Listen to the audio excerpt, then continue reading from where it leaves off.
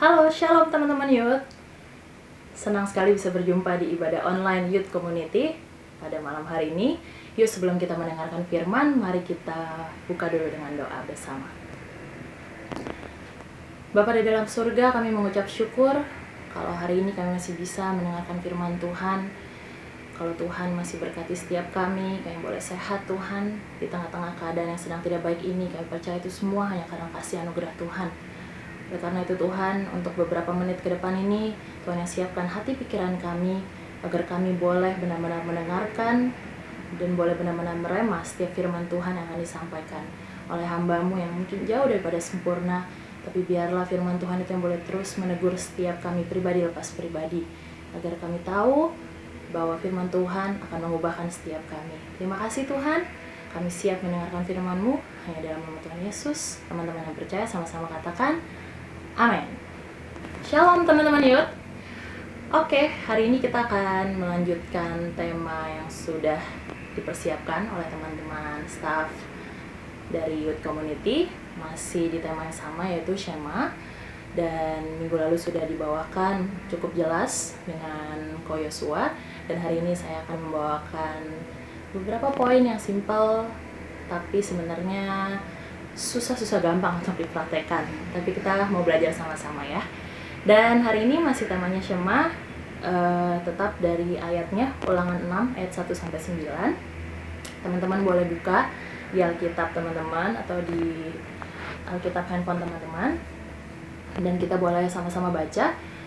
Saya akan bacakan Ulangan 6 ayat 1-9. Perikopnya, kasih kepada Allah adalah perintah yang utama. Inilah perintah, yakni ketetapan dan peraturan yang aku ajarkan kepadamu atas perintah Tuhan Allahmu untuk dilakukan ke negeri kemana kamu pergi untuk mendudukinya, supaya seumur hidupmu, engkau dan anak cucumu takut akan Tuhan Allahmu dan berpegang pada segala ketetapan dan perintahnya yang kusampaikan kepadamu, dan supaya lanjut umurmu. Maka dengarlah, hai orang Israel, lakukanlah itu dengan setia, supaya baik keadaanmu dan supaya kamu menjadi sangat banyak seperti yang dijanjikan Tuhan, Allah nenek moyangmu, kepadamu di suatu negeri yang berlimpah-limpah susu dan madunya. Ayat 4, dengarlah hai orang Israel, Tuhan itu Allah kita, Tuhan itu Esa.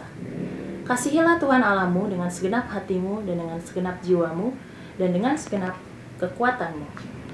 Apa yang kuperintahkan kepadamu pada hari ini haruslah engkau perhatikan. Haruslah engkau mengajarkannya berulang-ulang kepada anak-anakmu dan membicarakannya apabila engkau duduk di rumahmu, apabila engkau sedang dalam perjalanan, apabila engkau sedang berbaring, dan apabila engkau bangun. Haruslah juga engkau mengikatkannya sebagai tanda pada tanganmu, dan haruslah itu menjadi lambang di dahimu.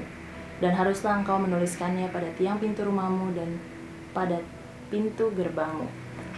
Nah, teman-teman kalau baca kemarin, dari minggu lalu mungkin sudah dibicarakan ya di ayat 8. Haruslah juga engkau mengikatkannya sebagai tanda pada tanganmu dan haruslah itu menjadi lambang di dahimu.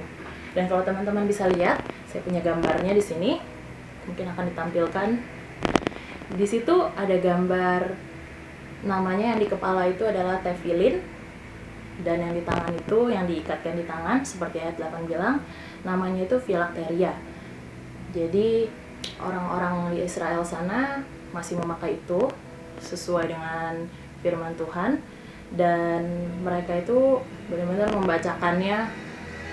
Isinya adalah Shema, yaitu di ayat 4, dengarlah hai orang Israel, Tuhan itu Allah kita, Tuhan itu Esa. Kasihilah Tuhan Allahmu dengan segenap hatimu dan dengan segenap jiwamu dan dengan segenap kekuatanmu. Jadi dalam sejarah Israel, perintah ini ditujukan karena menjadi perintah yang sangat penting. Mungkin kemarin teman-teman sudah dengar secara sekilas. Dan itu benar-benar ada kotak kecil di dahi dan di lengan kanan juga. Itu ada tali dari kulit gitu. Dan itu biasa digunakan oleh pria ketika mereka berdoa di pagi hari. Nah, lalu sebenarnya Tuhan ada kembali menegaskan di Matius 22 ayat 36 sampai 38. Kalau kita baca sama-sama di dalam Matius 22, teman-teman juga boleh buka. Di sana dikatakan seperti ini, ayat 22. Ayat 3 ayat 36. Kasihilah Tuhan Allahmu dengan segenap hatimu, dan dengan segenap jiwamu, dan dengan segenap akal budimu. Itulah hukum yang pertama dan terutama. Jadi sebenarnya ini sebenarnya hukum yang sangat penting. Dan kenapa Tuhan harus ulang-ulang kasihilah Tuhan Allahmu? Karena sulit sekali, kita sering banget dengar kata kasihilah, tapi sulit sekali kita untuk melakukannya. Dan Tuhan juga ada gambarnya kenapa perlu Shema. Kalau teman-teman buka lagi, sekali lagi kita buka ayat di Yehezkiel 12 ayat 2. Yehezkiel 12 ayat 2. Di sini dikatakan, "Hai anak manusia, engkau tinggal di tengah-tengah kaum pemberontak yang mempunyai mata untuk melihat, tetapi tidak melihat, dan mempunyai telinga untuk mendengar, tetapi tidak mendengar, sebab mereka adalah kaum pemberontak." Di sini Tuhan menegaskan bahwa mereka itu punya mata, tapi mereka nggak lihat. Terus mereka punya telinga, tapi mereka nggak dengar. Kalau saya lihat ilustrasi ini, saya jadi ingat anak saya sendiri sih ya. Saya kasih contoh, dia baru umur 2 tahun, dan kalau dibilang anak saya buta atau tuli, enggak. Dia benar-benar bisa melihat dengan jelas, dan dia bisa dengar dengan jelas. Dan ketika saya kasih instruksi sesuatu, misalnya saya suruh dia untuk merapikan, atau saya suruh dia untuk ambil barang ini, gitu, dia dengar, dia benar-benar dengar sebenarnya.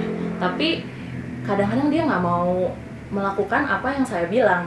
Jadinya kadang-kadang tuh saya kesel gitu, kenapa sih udah denger kok nggak mau ngelakuin. Nah ini sama teman-teman kayak kita kadang-kadang.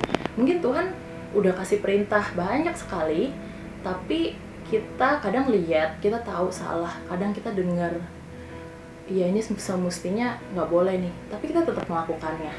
Nah di sini kalau misalnya kita lihat, Tuhan itu kenapa harus ngomong Shema? Karena Tuhan nggak mau kita cuma sekedar lihat dan sekedar dengar.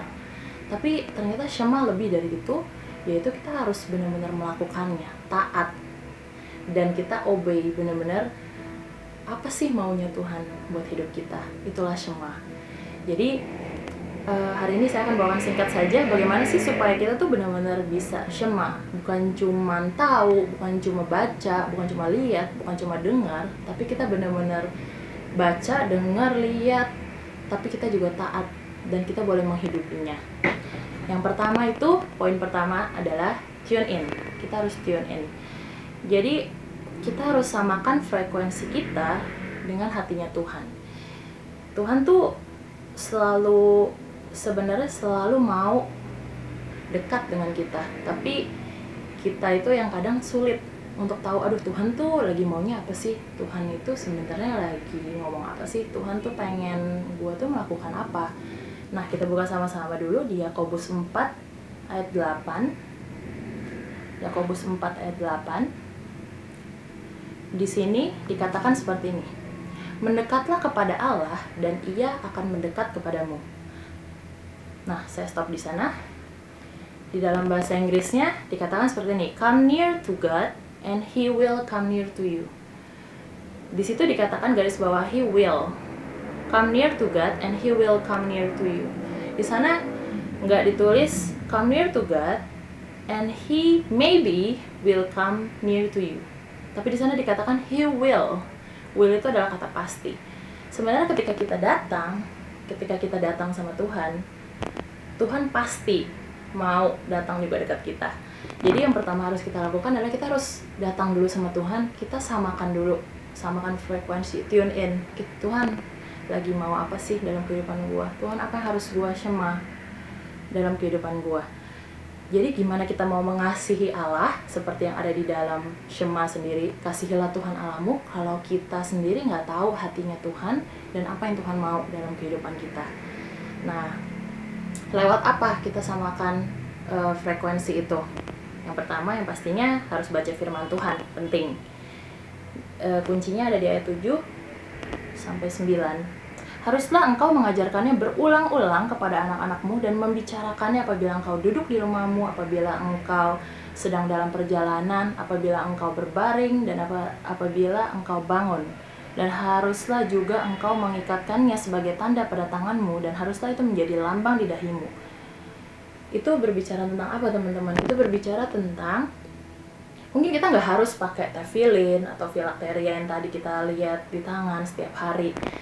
Itu mungkin bisa dibilang secara profetiknya mereka lakukan. Tapi kita bersyukur kita hidup sudah di zaman modern, kita tidak perlu seperti itu. Jadi sebenarnya apa yang dimaksudkan dengan berulang-ulang? Firman Tuhan itu harus kita baca setiap hari, rutin, dan itu menjadi nafas orang percaya. Karena ketika kita baca firman Tuhan, kita tahu dari hari ke hari apa isi hati Tuhan, yaitu di firman Tuhan, di Alkitab. Karena kalau kita nggak pernah tune in, kita nggak pernah kenal suara Tuhan. Sama kayak kita nggak mungkin mau melakukan sesuatu untuk orang yang kita kenal kan. Pasti kita mau melakukan sesuatu untuk orang itu kalau orang itu kita kenal. Sama juga seperti hubungan kita dengan Tuhan, teman-teman. Ketika kita nggak kenal Tuhan kita tuh Tuhan yang seperti apa maunya, kita akan sulit untuk taat, untuk tahu, dan bahkan untuk mengasihi Tuhan kita. Nah, sebenarnya ada satu video waktu itu saya pernah lihat ada domba, kawanan domba di Padang, dicoba dipanggilin, diteriakin sama turis gitu, dipanggilin mbak gitu ya, dipanggil. Terus dombanya tuh cuek banget, dombanya tetap makan rumput. Dan singkat cerita, datanglah si gembala domba-domba ini, dan dia benar-benar cuma manggil sekali doang, dia angkat tongkatnya, dan domba-domba itu benar-benar langsung datang semua. Sama seperti ilustrasi domba-domba tadi, teman-teman, Tuhan juga mau kita kenal dengan suara Tuhan dalam kehidupan kita. Karena di dalam Yohanes 10 ayat 14 berkata, "Akulah domba yang baik, dan aku mengenal domba-dombaku, dan domba-dombaku mengenal aku." Sama seperti kita, kalau misalnya angkat telepon dan nomornya nggak kenal nih, terus udah gitu kita, "Halo, ini siapa ya? Kok kayaknya nggak kenal gitu ya." Terus udah gitu, ketika mama kita telepon dengan nomor yang mungkin kita nggak kenal juga, kita pasti waktu pertama kali mama kita halo, terus kita pasti langsung tahu, oh ini suara mak gue nih. Terus kita langsung kenal. Kenapa? Karena kita sudah mendengarkan suara mama kita dari kecil berulang-ulang, dan kita udah kenal sekali dengan suaranya. Seperti itu juga Tuhan pengen kita benar-benar kenal, kita tahu suara Tuhan dalam kehidupan kita. Nah, selanjutnya, gimana supaya kita benar-benar bisa syema, yaitu repetition, diulang-ulang.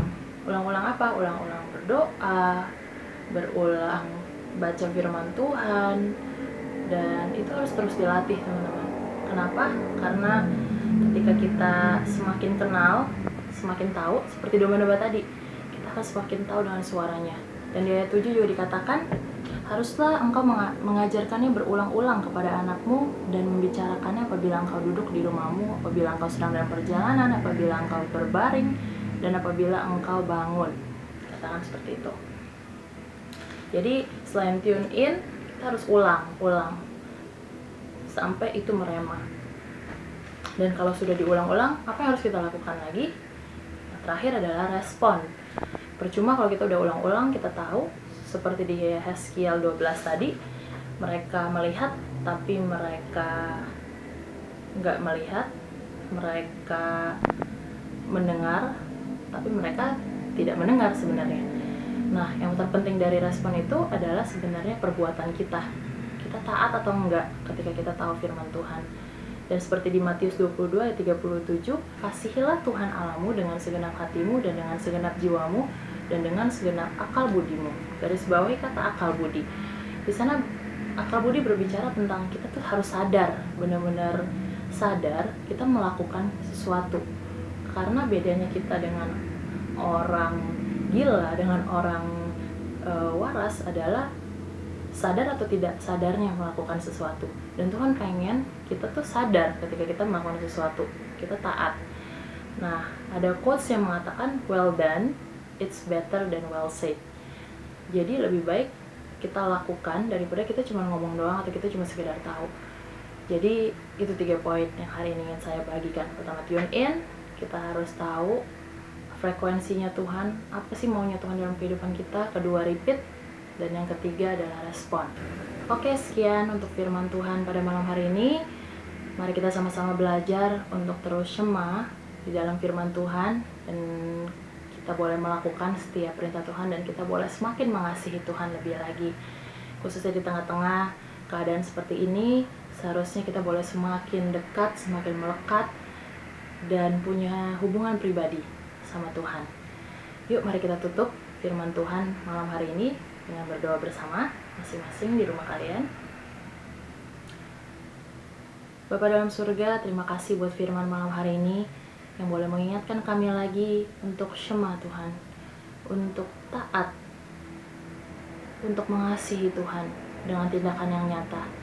Ajarkan kami untuk boleh tahu isi hati-Mu, ajarkan kami untuk terus melakukannya terus-menerus dengan giat, dan ajarkan kami khususnya untuk merespon Tuhan untuk setiap kebenaran firman-Mu. Biarlah Tuhan, firman-Mu malam hari ini boleh mengingatkan kami lagi bahwa Tuhan begitu mengasihi kami, dan biarlah Tuhan kami boleh semakin mengasihi Tuhan juga. Dan berkati Tuhan untuk setiap teman-teman youth yang sedang mendengarkan firman Tuhan pada malam hari ini.